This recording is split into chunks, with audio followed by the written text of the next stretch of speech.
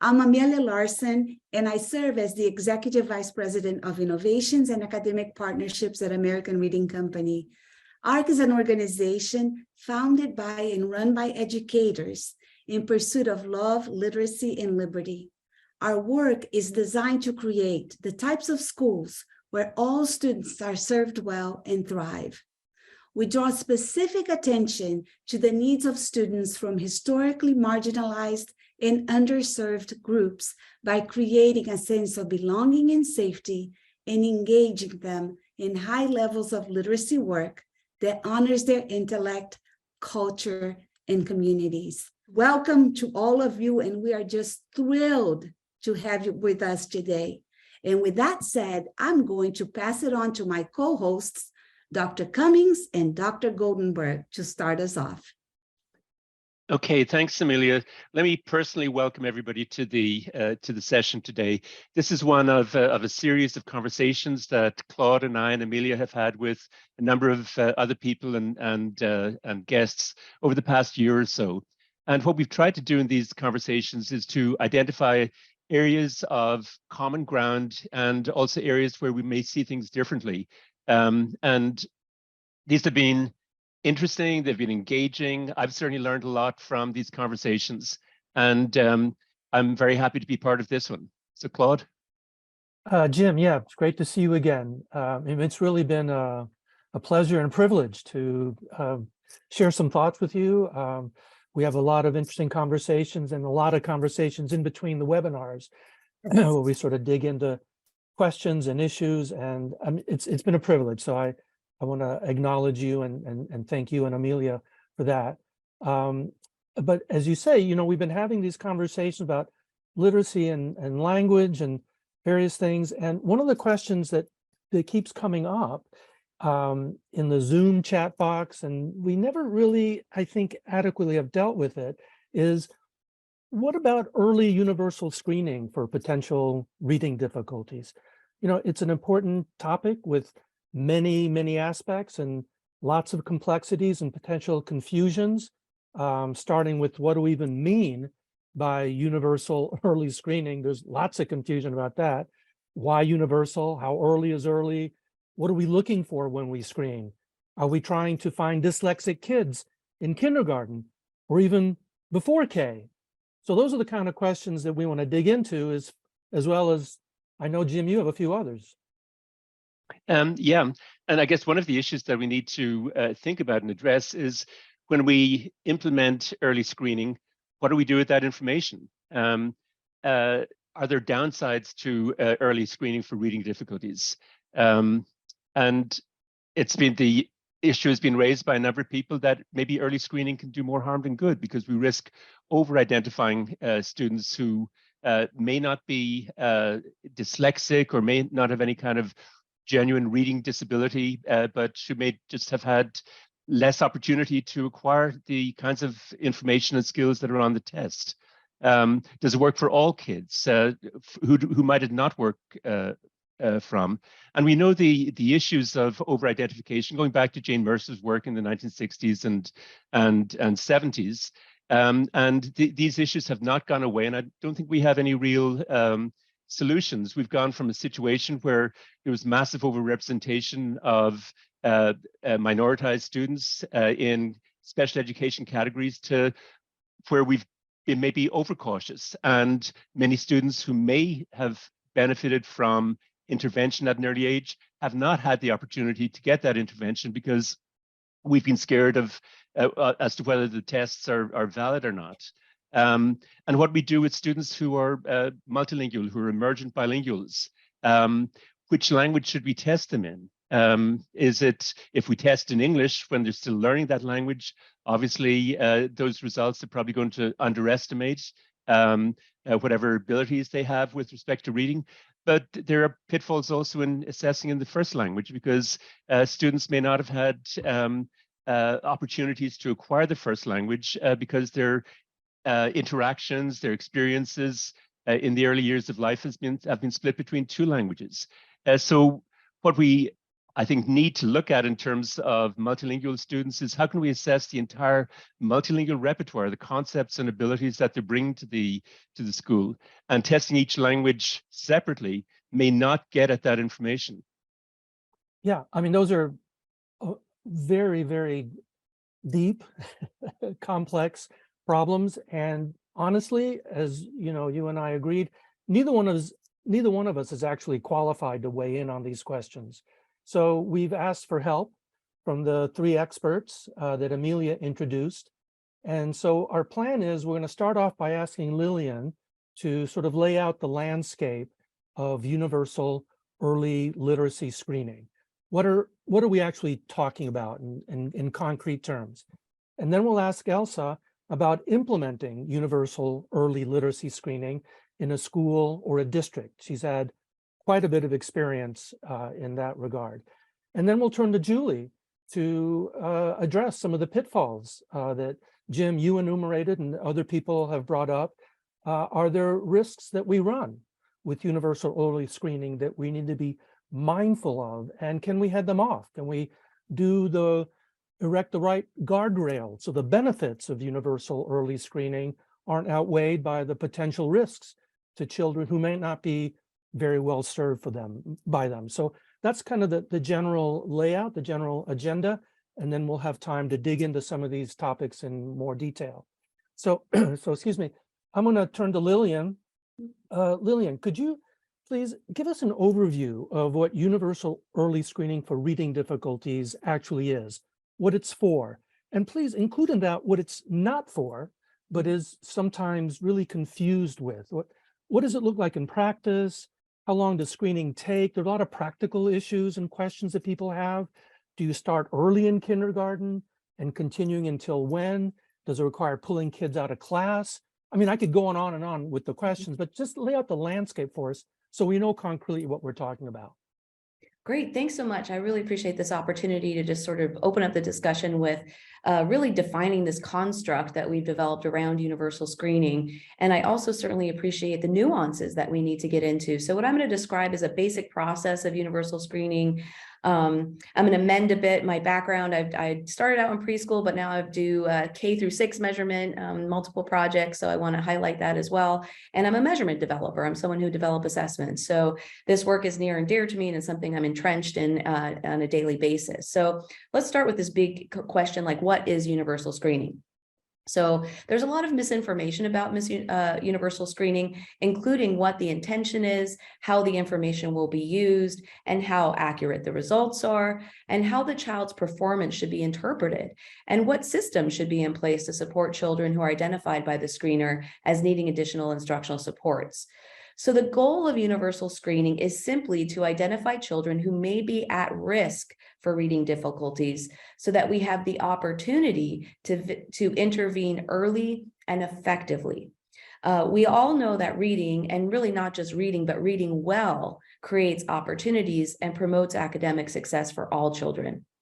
So therefore, the idea of having systematic processes in place that help us identify those children who early on, and to get to your question, we usually think of as K-2 as that window, on who would benefit from targeted instructional supports focused on improving their reading skills is an important avenue to really support reduced identification of disabilities and reduce those over-identification rates.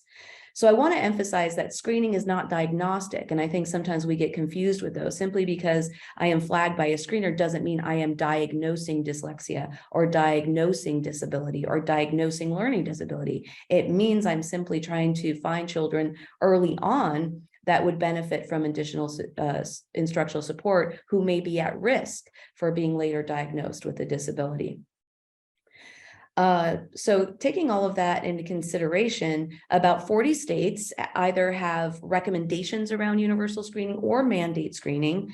And so it's something that's a conversation that's happening around the United States, which I think is probably reflected in so many folks coming from all over trying to answer these critical questions that are now part of legislative actions in states.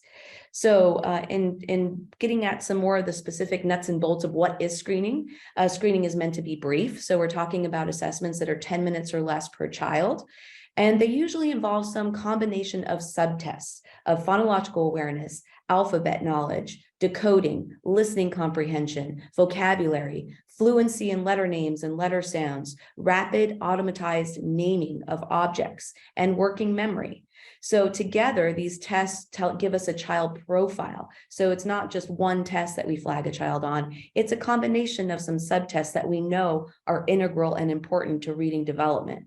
So Lillian, can I just ask you a question? Would you identified about a dozen, I didn't count, I lost count, subtests. Would you do all of that beginning of kindergarten? No. So it's usually some combination of those tests. And it's complex on what combinations are chosen. In some states, they legislate that. They say you will use these tests in screening. In others, they give an array. And those of us designing tests, we look at which combinations predict the most variance or predict the outcomes in reading. And then we empirically decide which tests tell us the most about children's reading development. But generally speaking, I'm sorry. One of the concerns I hear is that you have the legislation and they enumerate all these subtests, and districts will say, okay, I mean, we're going to use all of these. How do you prevent, I guess I'm getting ahead of myself because I hear about these large batteries of tests, but you're saying that you don't do all of those at the beginning or anywhere in kindergarten. It's a subset of those. Exactly. Okay. And there is some localized decision making on what subset of those you want to do. Okay. Certainly what we want to do is cover those skills that are critical to reading development. And generally speaking, there's some combination of a phonological awareness measure, some sort of decoding, and in kindergarten that looks like letter names, letter sounds, not reading yet. Right. And then there's some usually either a language component like a listening comprehension or vocabulary, or this rapid automatized naming or working memory. And it's usually some sort of those that are put together that create this screening measure. But it's testing different skills so that we have a broader profile again, and it isn't just one measure, one area that indicates risk. Okay, thank you. I interrupted you. Did you have something else before we go on to Elsa? Yeah, I wanted to hit on these issues because I think they're really important that Jim brought up right away, that we do have considerations in place for children who are multilingual learners. Certainly measurement developers like myself are interested in those topics. We look at differential performance in English. We look at how we incorporate information about children's English language proficiency into interpreting these assessments. And I develop assessments in Spanish. Of course, there's the nuance of what you assess in Spanish, but certainly oral language should be an emphasis for our multilingual learners. And the other point I want to get to is important also to look at those children who speak African American English and make sure that we're reducing bias in our assessments toward that population as well. So I just want to say that those of us who are in the business of designing assessments and helping support the implementation, that we are considering these nuances and we do not take a monolithic approach to universal screening. Thanks, that was super helpful. Elsa, I guess you and your colleagues in the Texas Rio Grande Valley have been doing this for 25 years at least. How did you do it? Was there some sort of system that you put into place that universal early screening is part of? And what sorts of results have you seen as a result of it? And what are issues that other districts, other states should be aware of where they can learn from your experience? Thank you, Jim. And I really do appreciate, the work of, Lillian is just really trying to lead that trail. But, we at the University of Houston and UT Health Science Center began this process for the state of Texas in designing screeners for kindergarten, first grade, and second grade in Spanish and in English. And that began in 1998 with looking at exactly what Dr. Lillian Duran just described, that in those early years, what did we look at in kindergarten? Absolutely. We looked at, all right, what letters and sounds do they know? What about phonological awareness? How are they in their listening comprehensions? And some kind of, look at a vocabulary. But what was most important, we did this both in Spanish and English, but here's the thing. And of course, the tests were designed for the students that, several thousand students, both in Spanish and English. But here's what's so important is as Dr. Duran mentioned, she talked about finding risk, children at risk. But what are we going to do about that risk? And there's so many variables that we have to take in place. And she mentioned quite a few of those. And some of those that we must take into consideration, she talked about the oral language proficiency, but we have to take into consideration that language of instruction model. What have the students actually had in that classroom? And we have to empower our educators in those classrooms to understand, and our leaders in the school districts to understand how do we really use these kinds of tools, but use them for our context, meaning that if a student, if I have a student who's in bilingual education, or a student who's had dual language versus a student who's in English medium classrooms, I have to make decisions on, does the screening go with the language of instruction model? And if so, then what about, how I come out? How much opportunity have they had? Have they had their instruction? How are their language proficiency levels? And we're just trying to find the risk and how their peers look. But what was most important to us in 1998 was that we weren't going to roll out anything without training all kinder, first, second grade teachers. And what we began was this whole state initiative of, what do we know about evidence-based instruction? What do we know about good methods for screening? And let's get everyone to understand that. So then not only were we going to implement that, the screenings, we were going to actually have the intervention tools ready to go so that the instructors would be ready, like, oh, here's some areas that I might be concerned about. How am I going to target those? And then monitor that progress, right? And we've been at this, for 25 years or so. And what I want to say is, we've been so concerned about, Jim, you mentioned over-identification, maybe under-identification, and maybe even misidentification, which is very scary. But in those years, and Dr. Julie Washington talks about this too, she talks about this kind of like this misidentification. And, what was mentioned earlier was, risk for, it's not diagnosis, it's a risk for a future reading disability. And a lot of people talk about dyslexia. Well, I'm just going to tell you, after 25 years, we have less than 5% of students in the entire state diagnosed with dyslexia, and we have about 4% who are these multilingual learners identified. And when we look at the incidence of dyslexia, we look anywhere from 5 to 15%. So in both cases, we don't have those numbers. Now, perhaps because we've kept for 25 years teaching our teachers that evidence-based practices, every school teacher gets this information. So this is what's so important, thinking of all the variables. And the other thing is context matters, our families matter, understanding what they bring, and not only getting what we know from the screenings, we have so much information by what we do each and every day in our classrooms, and how these children talk to us, read with us. That gives us so much information. So let's really think about being very prescriptive in our teaching. And we only can do that with having expert teachers out there. And we need to really emphasize that. So I hope that wasn't too long of an answer. No, Elsa, if I could just push on that a little bit, because it sounds to me like getting us, even if you have a great screener, whatever that is, Lillian and you and Julie develop a great screener. It's not a question of just sort of plopping in a great screener. You've got a whole infrastructure. You got teacher knowledge and preparation, what to do with the data, the difference between identifying, diagnosing dyslexia and identifying risk. I mean, there's a whole infrastructure of knowledge and capacity that's got to be part of that screening. You can't just sort of put it in and assume everything will work out as planned. That's right. And so that's why I say context matters, what the students have had opportunity for. Did they actually have anything, we have standards for preschool that they get exposed to so many things, have to learn, some letters and sounds. But really, that kindergarten year is also so important. So what opportunities have they had? How have they responded to those opportunities? What kind of work are they delivering? How do they look when they compare to their peers? And do we have a team of experts on our campuses? And are we inclusive in making these decisions? Okay, what kind of extra work do we need here to hopefully prevent any future problem or ameliorate some of these issues that they're currently having? This is so important. So it's so multifaceted. Elsa, can I just jump in and ask you a question that was going through my mind as you were talking? And obviously what you've done in Texas, what you and your colleagues have done in Texas is incredibly impressive. But when you say that you've identified less than 5% of the students as actually dyslexic, how does that square with the common assessment, for example, from the International Dyslexia Association and other groups, that 15 to 20% of the student population is dyslexic?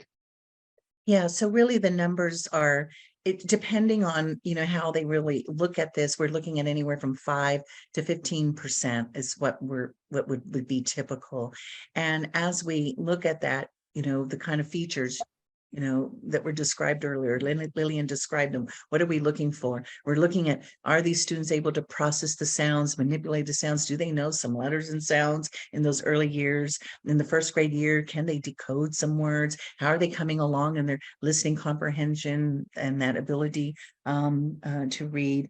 And the fact of the matter is, there's been, other studies that have been done that we're looking at states with high numbers of multilingual learners and, really finding that these students are not identified as much. Now, I can't tell you right now, Jim, why those numbers are low. Could it be perhaps we need to study this? Could it be perhaps because of our emphasis for the last 25 years on teacher training across the state on evidence-based practices, really being a comprehensive approach to literacy? Could that be a variable? Or is it that, we're not truly identifying? And for me, I would just tell you, in the real Randy Valley where I live, our students, can become multilingual, and even students that have these issues with, such as dyslexia, can be multiliterate. And no one's going to tell me that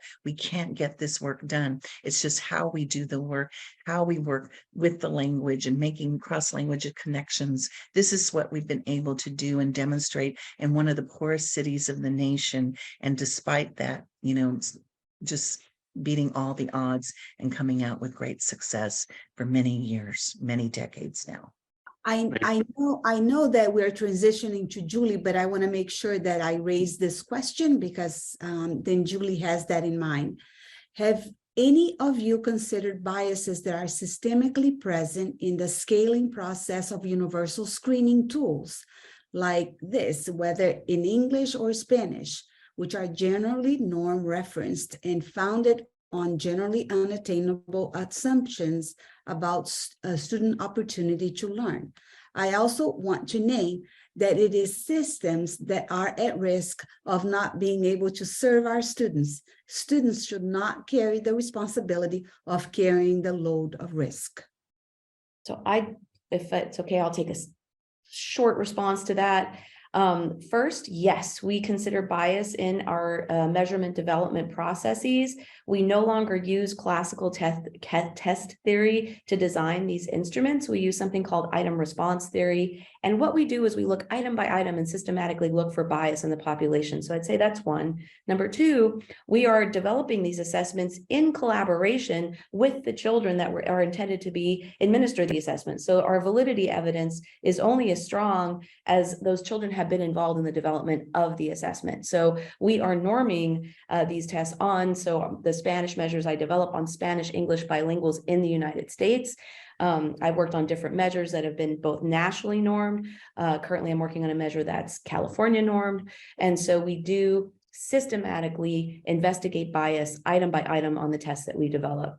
And then third, in terms of identifying risk, absolutely, our programs need to be well prepared for these students, which is why we're here on this webinar and talk about how do we effectively promote teacher professional development in teaching reading. How do we promote systems that are ready for these kids, that are ready to activate when we have children that we see need additional support? But does that mean we don't want to identify those kids that need additional support? And I understand that labeling of risk is problematic, and I wish we found other terms for that. But essentially what we're trying to do is identify and intervene early on to prevent reading problems down the road. We always say that once you find risk, the urgency is on the system to respond. So if you use a label like that, is to call attention to the system to organize and respond. It is their responsibility, absolutely. Jim? Okay, let's pass on to Julie. And obviously, you've been concerned about bias in assessment, and as many other people have. And how does the preceding discussion and the discussion that's taking place across the country in relation to these issues connect with the work you've been doing? Thank you all. And a lot has been said already. So some of those things I certainly would agree with. But for me, my focus is on African American children. And we've talked a lot here about bilingualism and kids who speak more than one language. But my real focus is on kids who show variation within English. And for some children who speak African American English and other dialects, the more densely they speak those dialects, that is, the more that there is in their language system, the more difficulty we will see them having on these instruments.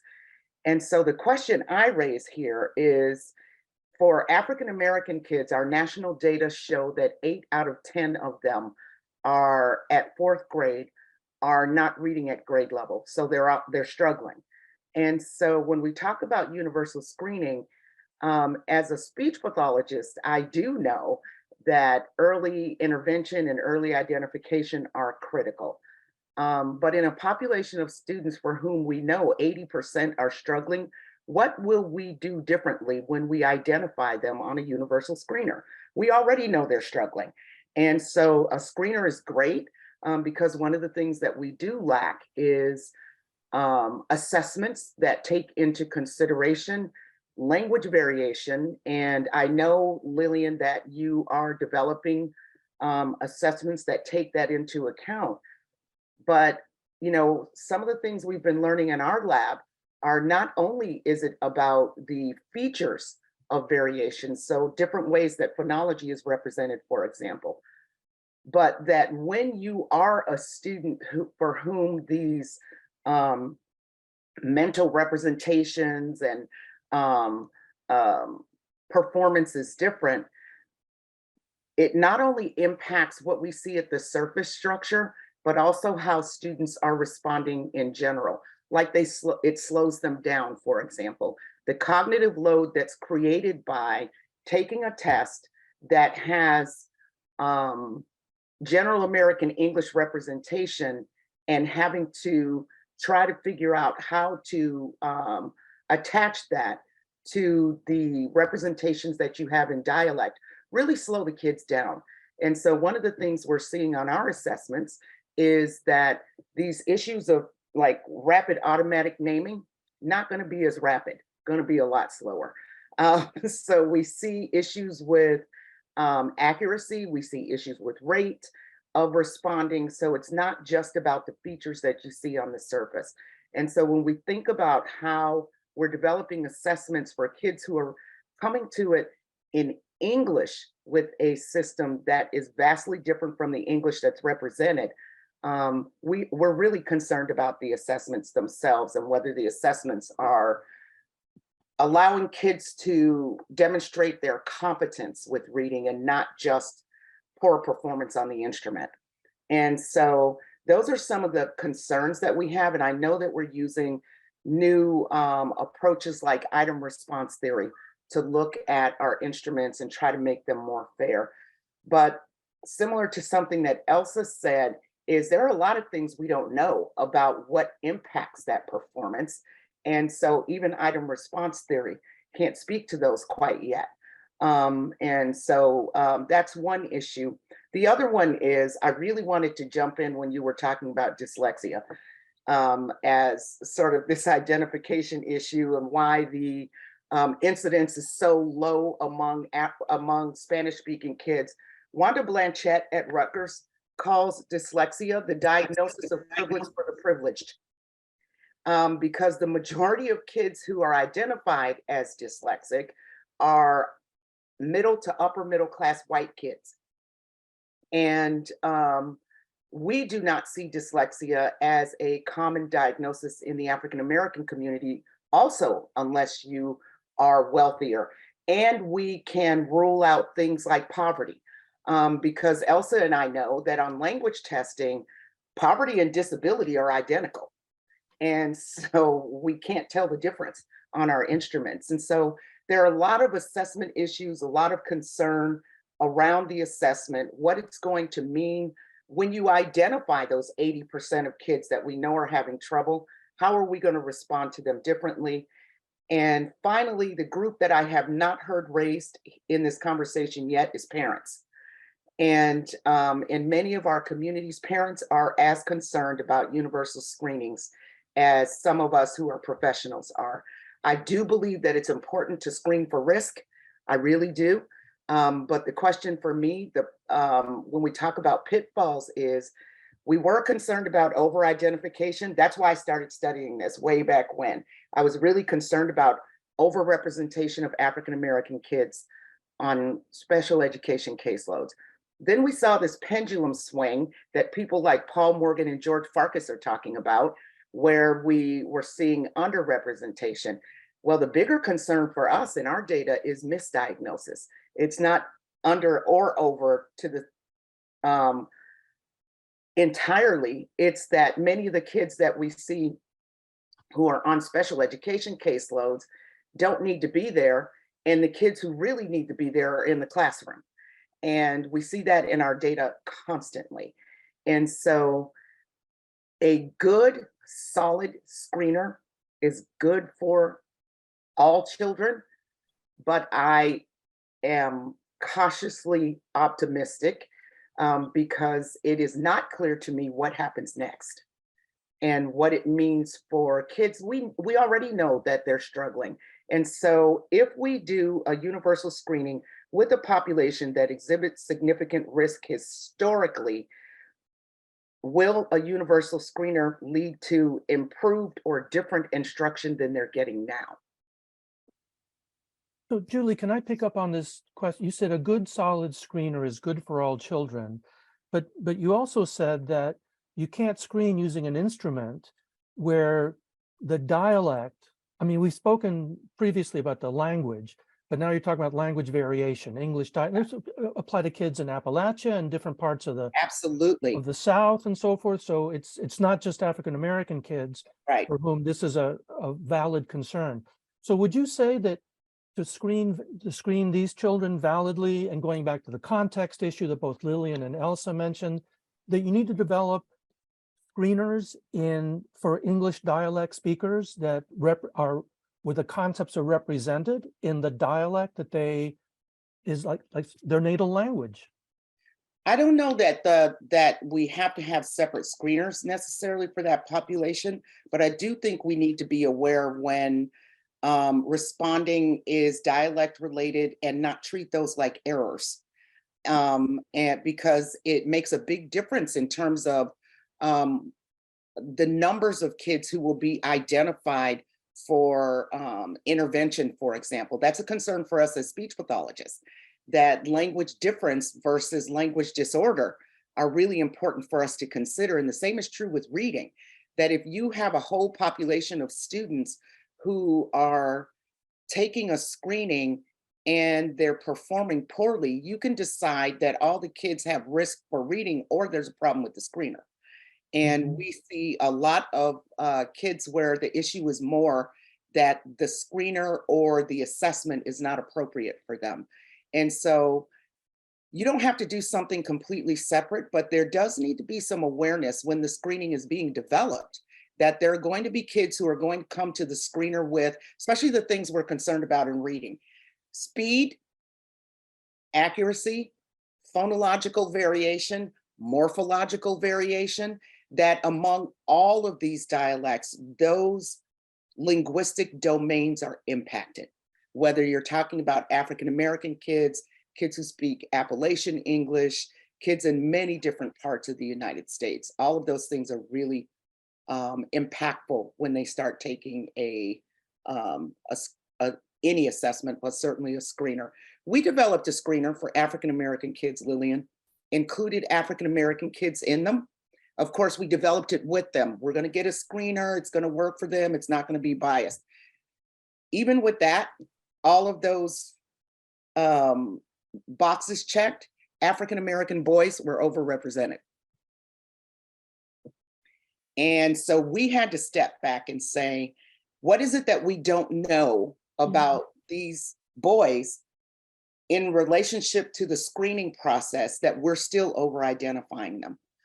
Because we over-identified them significantly, just like current screeners do, even when we developed the screener with them in the participant pool. That's very sobering. I mean, it suggests that maybe we don't know how to accurately, validly screen children who speak a dialect of English, which is obviously a substantial and important part of the population. I mean, that's very sobering. I'd wonder, Lillian and Elsa, I'd love to hear what you all think about I this. just want to say I've learned so much from Julie over the years and really understanding better. And so for me, once again, it comes back to our educators having this knowledge and we have to raise thinking experts in our classrooms to understand, children, what are we seeing? Am I understanding? Are these really error patterns? Or is this something typical that's in the language, very common patterns that we, use and perhaps overgeneralize? But another thing is, you talked about the system, and I see Dr. Julie Brown is here. I know Dr. Linda Cavazos and Dr. Leticia Grimaldo. We worked on a project on those multi-tiered system support for students who are multilingual learners and really looking at a rubric. And we have that at mtss4ls.org. And what it is really thinking in a very comprehensive way. Okay, let's look at what they've had. Let's look at these screeners. Are they really representing the population here? Now, let's look at our instruction. Julie, you mentioned about the assessment, and we mentioned about the screener, and we talked about but what is going on in our classrooms? What kind of opportunities are we giving all of these children? And how well prepared are our personnel in there to work with these, different populations, diverse populations that are represented, all across our classrooms? It's not how many children with, dialect variations or language variations are we going to get. It's not if I'm going to get it, how many will I get? And so it's so important to look at that. And I really think it comes down to, let's start with some very great comprehensive language and literacy instruction. And you talked about language, Julie, and it really all gets back to that phonological component, right? That ability to use the language, that ability to know the words, that syntax. And then if we get into the writing, that orthographic pattern, you talked about the morphology, so important. And I just wish, as a speech and language pathologist, I just wish all teachers had the opportunity of the type of training that we had, so that we really understand language and how that impacts our learning and our literacy.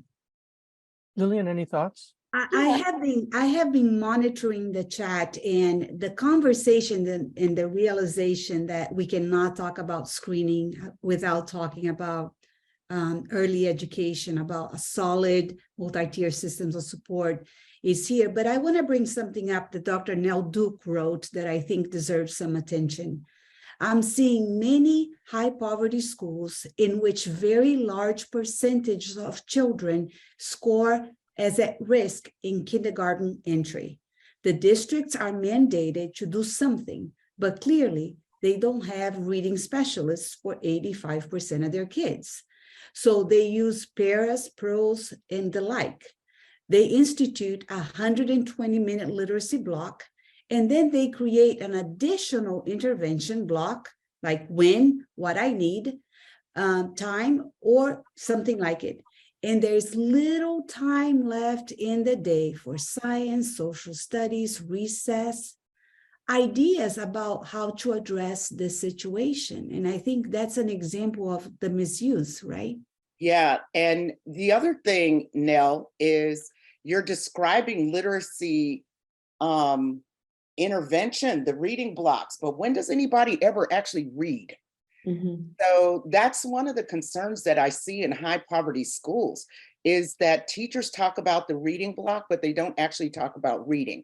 So when is the opportunity, when do kids have the opportunity to actually practice reading and actually gaining those skills and using them? Because one of the things that we're seeing is that the reading blocks are working. The kids are all getting those foundational skills by the time they're in second or third grade, but they still can't read. And so we're just not making this connection for kids.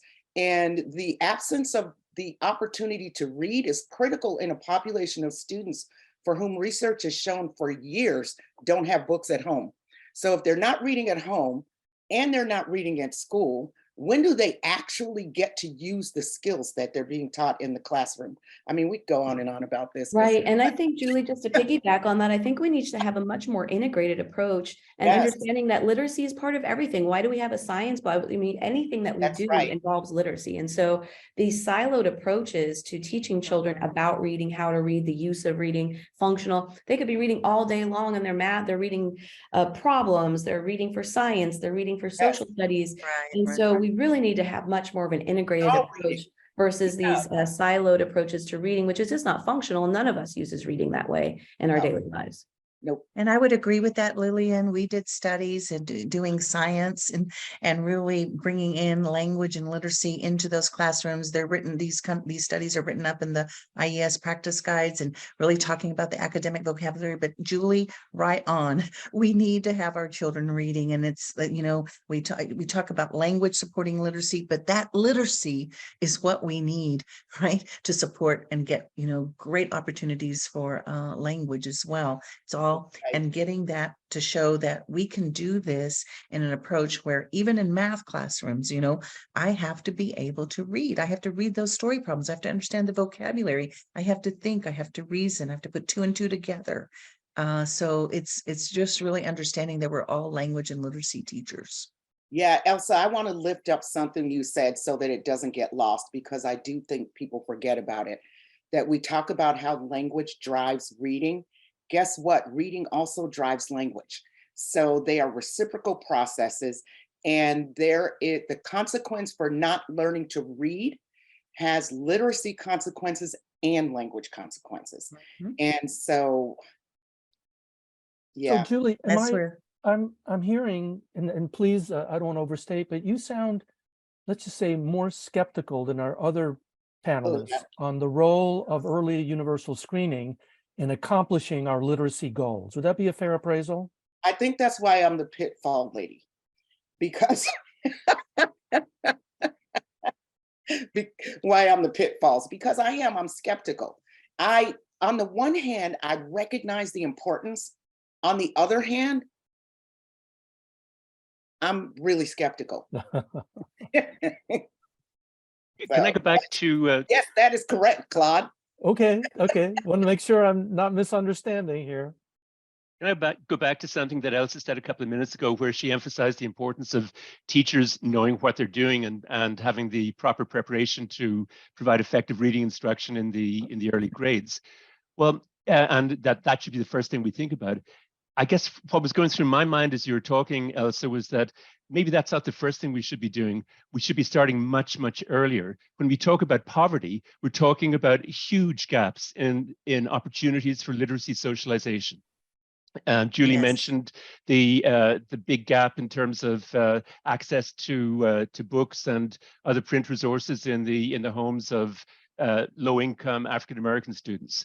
Nell Duke's work has been pioneering in this. Susan Newman, there's a huge amount of data out there showing vast differences in the literacy socialization opportunities. Susan Newman and Naomi Moland coined the phrase book deserts to describe the opportunities for literacy that low-income students have. So what can we do to create an ecology of literacy socialization in lower income communities or among lower income communities, so that when we come to implement screening assessments in kindergarten or later, the students will have had opportunities to learn the test content? Because as all of us know, if We can't talk about any kind of interpretation in relation to abilities or disabilities when students have not had opportunities to learn the test content. And students who have been socialized into a rich literacy environment have had much more opportunity than students who have not had that opportunity. We know from a lot of research, Susan Newman's work and others, work carried out in New Zealand in terms of literacy saturation in early childhood centers, that intervention in these early years, intervention in the term, in the sense of increasing or maximizing students' opportunities for literacy socialization, can have very, very significant effects. Why aren't we doing that? So I want to answer So- this as a preschool teacher for 10 years. And so obviously preschools in the United States and across the world have a high responsibility to be able to offer these early experiences to children, to level the playing field and to offer, to promote readiness for schools. Just as much as schools need to be ready for those students, for those children coming into our programs, we also have a responsibility in our preschool programs to support them in that literacy socialization that you're discussing, Jim. But I also need to highlight here that we do not want to pathologize families that live in poverty or have different cultural expectations or practices around literacy. So say an Indigenous child might learn formations of narrative through storytelling, or in Latin communities, there might be more oral engagement with your peers or older siblings that engage in some of these activities that may promote reading and comprehension and language development that may not look like sort of classic sit down and read a book types of activities. And I think we need to do much more in understanding the variations around what supports early reading development. And the last thing I'll say, in kindergarten entrance, we need to emphasize much more around oral language development. Children have all been exposed in general to some language. And so the more that we can measure what they have actually been exposed to that's more universal, like language, the more we can say that there's some ways that we have to at least initially understand their ability levels, because we all know that language is the foundation of literacy. And it might be wise in kindergarten to hold off until winter for screening so that they've all had some opportunity to benefit from that early instruction. And I would just like to say I'm involved in a project right now called the ACE Family Literacy Project, and really bringing, and books, and Julie, we should probably, talk about other books too, in Spanish and English, but doing it through the phone, through the media, through WhatsApp, through podcasts, and really teaching our families how they can engage in books, how to do an effective, when, either the students are getting the opportunity to listen, but to really be thinking about very strategically, hey, what was the problem? What was the solution? Already getting them to be these, metacognitive listeners. And it's the work of Dr. Kay Widjicamore and her, reading and reading comprehension, but really trying to make it, we have to get access, and we have to work with our families, and we've got to work with our communities to make this available. And absolutely, Lillian, what you're saying, and I know Julie's done a lot of this work and working and really bringing this awareness about how we are language teachers and literacy teachers in our home, from the everyday things that we do that are language rich, and we can bring literacy. And Claude Goldenberg, in a study that was done where we went into schools. We went into schools, we went into the communities, we went into home to look at, we counted books. Claude had us counting books in school libraries, in the communities, in the grocery stores. And what we found is, this access is an issue. And so we want to break those barriers and break those issues, but also teach our families about all the things they can do for our students. It sounds like it sounds like money might be very well spent on ensuring that there are adequate and exceptionally good library facilities serving low-income communities. Yeah, and that the libraries aren't locked, which was one of the problems we have in our urban environments. Kids need to have access to the books. But one of the most successful things that we ever did with this topic was when we sent books home with kids, which is something schools can do instead of collecting them in the school building. When you before we sent the books home, we read them in the classroom several times, so that the kids knew the content of the books themselves. And they would sit down and read them to each other in the classroom. And what we found that we did not expect was when they took the books home, the kids read them to everybody else too. And so it became a home literacy kind of context. And the parents came back and told us that they were doing that, oh, she loved this book and she knew the whole book. And these kids are 4. So they're not really reading the words, but they've learned like what the book is about. They know how to turn the page, talk about what's going on. And what we found was they were reading to their parents and to their younger siblings. And so it ended up being this context where the kid, the preschool age child, was leading the literacy engagement with the family, and it was fantastic.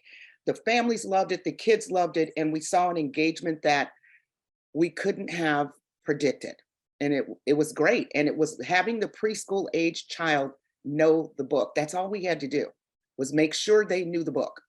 So Julie, And let not me just ask a pointed question. Yes, sir. I know the study you're talking about, and I mean, there've been several on this panel who have, engaged in those sort of studies. And at one point I'd like to make, just in reference to what Elsa said, that I made her count books at home. You'll probably remember, Elsa, that the biggest predictor of kids' reading achievement was the books in the home, not the books in the community. It's That's really right. what's in the proximal environment of the child that has the most power. So we want to keep that in mind. The other thing, Yes. here's my pointed question, Julie. What you describe is completely believable, and I think more people should pay attention to, but that wouldn't take the place of really solid literacy instruction in class, right? It's not an either or thing. We also need the kind of research-based, rigorous instruction, and I use the term rigorous guardedly, because when we talk about rigorous with young children, people get nervous. And I don't want to use the science of reading because people get nervous about that as well. But good, solid instruction that teaches literacy skills in the classroom. You can't just sort of send books home and leave it up to happen. No. That's not what I was talking about. This is not the place of instruction. This was family engagement around books. That's what I was talking about. Okay. So this is not about instruction. Everyone needs good, solid, scientifically supported instruction, regardless of who you are, what background you come from. How it's delivered is a completely different issue, but everyone needs it. And so I'm not talking about that at all. I'm talking about families engaging in book, because we were talking about books in the home. So having families engage around books happened in preschool, where kids weren't reading yet, just because kids knew the content of the book and took it home. And so my point is, it wasn't just about sending the books home. It was about the kids understanding what to do with the book and what the content of the book was. Because where we have children who are struggling with reading, we never talk about a lot in these forums. We also have parents who are struggling with reading. And we had a lot of parents come to us after their kids came home and read the books to them and say, I can't read either. Can we do adult literacy? And so when we have all these like sort of, when I was a young scientist, one of the things I used to say was, if parent book reading is the only path to reading for kids, we're going to have a lot of non-readers. Because a lot of parents don't have the skills to do the book reading. But having access to books in the home makes a big difference. And I would like to say, counting the number of books, something I learned a long time ago, thinking about cultural differences, is one of the things I found with Black parents was that that I had in this study. When you went into the homes, you wouldn't have found as many books because they were buying educational toys instead of books. So they were buying things like Leapfrog instead of books, because they thought that that was the reading instruction and that would make their kids better readers. So I want us to always pay attention to the differences in the way that parents are interpreting the things that we're asking them to do, and then what that looks like at home. And if low-income kids don't have a lot of books at home and that's influencing what's happening at school, then damn it, give them some books. Give them some books. Yes. And that said, how many of you want a part 2 of this episode? I'm telling you, put a 1 in the chat box if you want more of this. We are going to close, but before we close, I do have to tell you that The idea of having healthy skepticism really landed well with people, but also the idea of a good screening being one part of the Yes. big puzzle. People said multiple times, it will take a village.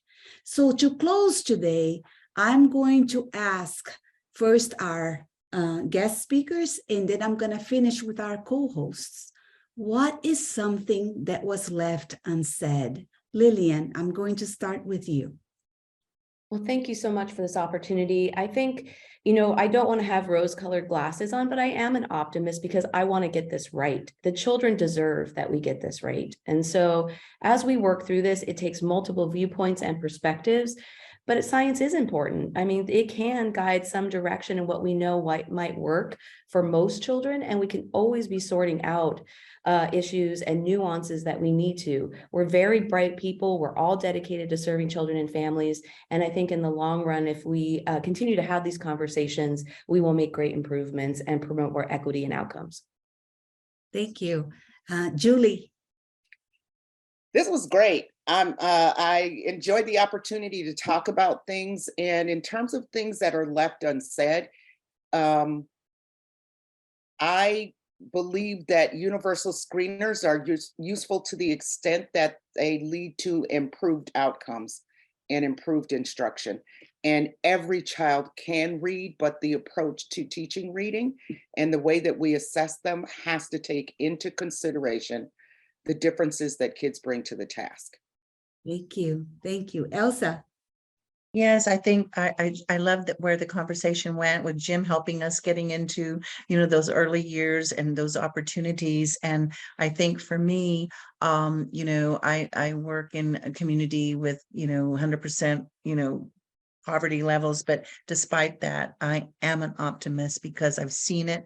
I've been in the trenches working and implementing, and we've seen it. And I think for me, left unsaid is really exploring more about this whole family engagement, how we can work together. And then you heard me talk about having that expert language and literacy person across all the content areas, and then exploring more.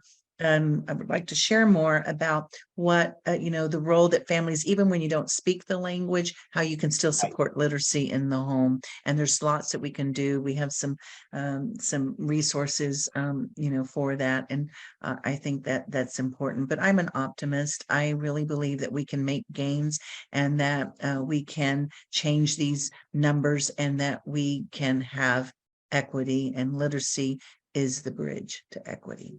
Thank you. Claude. Well, first of all, thanks as always to Amelia for organizing and hosting these events. We sort of spread the canvas, so to speak. Thanks to our guests and thanks to the co-host, I guess, Jim. The one thing that I would like to mention that I was hoping to get into, but we covered a lot of good territory, is that when kids come to your class and they have very few, if any, literacy skills and would be at risk, whether you screen them or not. A lot of people get hung up on, well, do they have dyslexia? First of all, as I learned from my colleagues here, you can't identify dyslexia when kids walk in the door in kindergarten. You cannot identify dyslexia until they've had some instruction, and they've had some tier 1 good instruction, and then tier 2, and then tier 3, those more intensive. And if they're resistant to instruction, then there's a decent chance, if you do a diagnostic workup, that those kids have what's called dyslexia, sometimes for lack of a better term. But when they come to your class and they don't have the skills, your job as a teacher, my job as a teacher, and I'm speaking as a teacher, I used to teach first grade, my job is to teach them and not to worry about if it's neurological, if it's experiential. You want to teach them, identify the skills that they need to have in order to get traction in literacy. Certainly engage the parents. I mean, some of my most successful cases when I taught was because I engaged the parents. But your job is to teach them, and it doesn't matter whether it's a future dyslexic kid or a kid who comes from a literacy desert. Teach them, identify the skills they need in order to become successful readers, to get traction at whatever level you're teaching. And don't get hung up. Is he dyslexic? Is he deprived? Teach. As our good friend Elsa and my good friend Jack Fletcher says, teach, then test if you want to see where they are. Teach some more, then test. Don't do a Right. bunch of testing and then teach them. You got it backwards. That's what we have to keep in mind. So true. And of course, Jim Cummings. Okay, thanks, Amelia, and thanks to everybody on the panel for the amazing discussion, and also the people who've contributed to the chat. I look forward to looking through that later. Rather than talk about things that haven't been said, I'd like to highlight something that I think has been said, but it's been a subtext of everything that we've talked about. When we look back at the reading debates that have characterized reading instruction in this country and other countries over many, many years, what we see primarily in terms of the discourse is an either-or type of orientation. We've got good guys, bad guys. We've got scientifically based, non-scientifically based. Pick your binary. And when we look at what I think all of us on the panel agree with and what the discussion has highlighted, I think we're looking at a both and orientation. Everybody agrees that we need to have effective instruction of foundational skills. Phonics are a big part of that. Kids need to learn how to decode. But we also need to highlight something that has not been strongly enough highlighted in recent debates about scientifically based reading research. And that's the fact that there's a huge amount of scientific research that highlights the importance of literacy socialization in the early years, highlights the effect of poverty on access to literacy. And as we get into the grade levels, there's a huge amount of data showing that literacy engagement is one of the strongest predictors of literacy achievement. So the both and is that we highlight foundational skills. We need to teach kids how to decode, and we do that in the best way that we can. But we also need to put that into a context of ensuring that all kids have the opportunity to develop an affective connection to books, that we think not just in terms of what happens in kindergarten and grade 1, but we ask ourselves, how can we create an ecology of literacy socialization so the kids and families that don't have opportunities for access to print and books get that, and that may mean giving books free to kids, creating library resources in communities that don't have them, working through community organizations like churches and other religious institutions that may be important for the community. And when we get into schooling, we need to integrate the teaching of foundational skills into that ecology of books being a joyful experience for kids. So that's the both and that I'd like to highlight, that I think has been talked about a lot. It's been a subtext of everything that we've talked about, but I think it's useful to bring it up to the surface and think not in binary terms, but in inclusive terms. Thank you so much. Thank you all for attending. And please, you heard it here. They want you back. You are invited back. We cannot get enough of you. But meanwhile, make sure that you join us next month for another coffee and conversation, the final one of the year, with Jim Cummings and Claude Goldenberg. I can't wait. Thank you again and enjoy the rest of your week.